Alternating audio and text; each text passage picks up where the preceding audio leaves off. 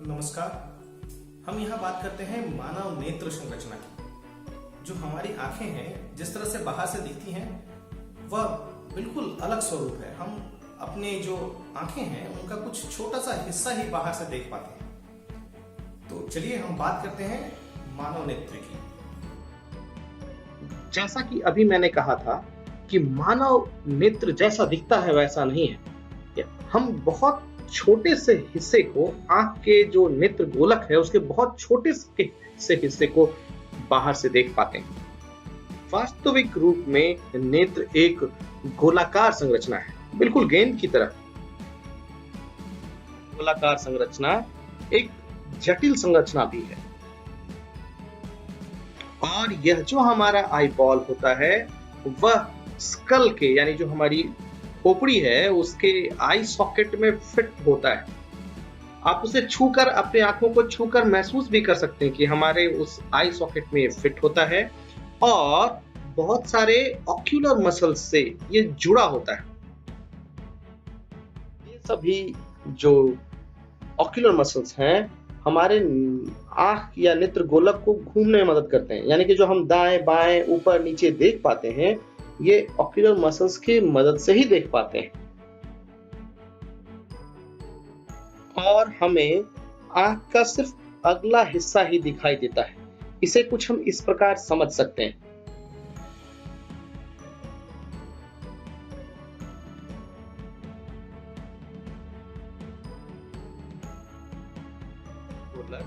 गोलाकार संरचना तो है, किंतु आगे और पीछे से इसकी संरचना में थोड़ी भिन्नता होती है। आगे की संरचना कुछ इस प्रकार से होती है कि प्रकाश की किरणें नियंत्रित रूप में आंखों में पहुंच सके और नेत्र के रेटिना पर प्रतिबिंब बन सके। जबकि नेत्र गोलक के पिछले भाग की संरचना कुछ इस प्रकार होती है कि वहां से ऑप्टिक नर्व निकलता है और ब्रेन से आई बॉल को ऑप्टिक नर्व जोड़ने का काम करता है। यदि हम अपने नेत्र गोलक की संरचना को समझने का प्रयास करते हैं तो हम पाते हैं कि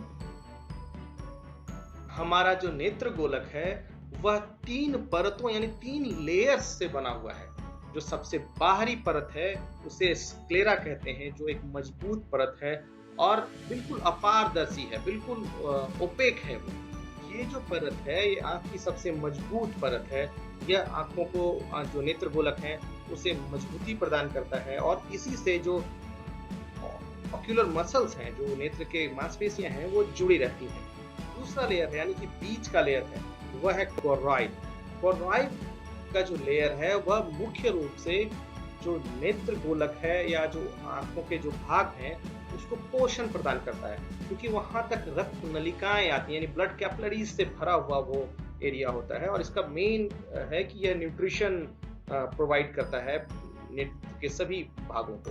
नेत्र का सबसे निचला और तीसरा जो लेयर है, सतह है, वह है रेटिना। यह सबसे महत्वपूर्ण इसलिए है क्योंकि यहीं पर सारी फोटो रिसेप्टर जो टिश्यूज हैं वो रहते हैं और जो प्रतिबिंब बनता है वो इसी लेयर में बनता है। इस गोलाकार संरचना के तीनों सतहों के बीच में जो खाली स्थान है वह एक द्रव्य से भरा होता है जिसे विटरस कहते हैं। अभी हमने जाना है कि जो हमारा नेत्र गोलक है वह मुख्यतः 3 लेयरों से बना हुआ होता है, स्क्लेरा, कोरॉइड और रेटिना। इसे हम नेत्र गोलक के ट्रांसवर्स सेक्शन से भी समझ सकते हैं। रेटिना के मध्य भाग को मैक्यूला भी कहते हैं और मैक्यूला के बीच में एक स्थान होता है जहां पर सबसे शार्प दृष्टि बनती है, उसे हम फोविया भी कहते हैं या मैक्यूला ल्यूटिया भी कहते हैं। जो आंखों का अगला भाग होता है वहां पर स्क्लेरा की लेयर नहीं होती है, बल्कि उसके बदले कॉर्निया होता है। कॉर्निया वह भाग है जो किसी भी आंख में हम जो एक रंगीन सा भाग, काला, नीला या भूरे रंग का जो भाग दिखता है वह कॉर्निया होता है। कॉर्निया वास्तविक रूप में एक पूरी तरह से पारदर्शी एक अंग है, किंतु वह अंदर के जो आइरिस है उसके कारण उसका रंग रंगीन दिखता है। हम इस चित्र में देख सकते हैं कि जो हमारा कॉर्निया है उसके पीछे होता है आइरिस, और आइरिस से जो एक छिद्र बनता है जिससे प्रकाश की किरणें अंदर जाती हैं वह छिद्र कहलाता है प्यूपिल। यानी प्यूपिल कोई स्ट्रक्चर नहीं है, उस छिद्र को कहते हैं। और आइरिस के पीछे है लेंस, जो कि एक क्रिस्टलिन नाम के प्रोटीन से बना होता है और काफी लचीला यह लेंस होता है।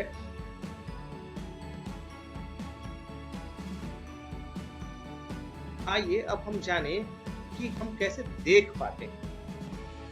वास्तव में जिस वस्तु को हम देख रहे होते हैं वहां से प्रकाश की किरणें हमारे कॉर्निया क्रॉस करते हुए जो आइरिस से जो प्यूपिल छिद्र बनता है उस छिद्र से होते हुए लेंस को गुजरती है और लेंस से गुजरकर वह रेटिना पर जाकर एक प्रतिबिंब बनाती है और प्रतिबिंब उल्टा होता है। जो यह प्रतिबिंब बनता है, ये सभी प्रतिबिंब हमारे नेत्र गोलक से ऑप्टिक नर्व के माध्यम से ब्रेन में पहुंचते हैं। ये प्रतिबिंब एनालाइज होते हैं और फाइनली हम देख पाने में सक्षम होते हैं। आइए अब हम कुछ प्रश्नों पर विवेचना करते हैं जो हमारे मस्तिष्क में कहीं न कहीं घूमते रहते हैं या घूमने चाहिए भी। जब हमारी दो आंखें हैं, दो नेत्र गोलक हैं, तो हम एक ही चीज कैसे देख पाते हैं? हम दूर की चीज को भी और नजदीक की चीज को भी दोनों को स्पष्ट कैसे देख पाते हैं? एक और सवाल कि कुछ लोग चश्मे क्यों पहनते हैं? इन प्रश्नों के उत्तर आप खुद ढूंढें या फिर इसे जानने के लिए आप इस श्रृंखला के अगले वीडियोस को भी देख सकते हैं। मुझे विश्वास है कि यह जो नेत्र संबंधी संरचना को समझाने का एक प्रयास किया गया है उसमें मैं सफल रहा हूँगा। फिर मिलते हैं किसी नए विषय वस्तु पर। तब तक के लिए नमस्कार, जय हिंद।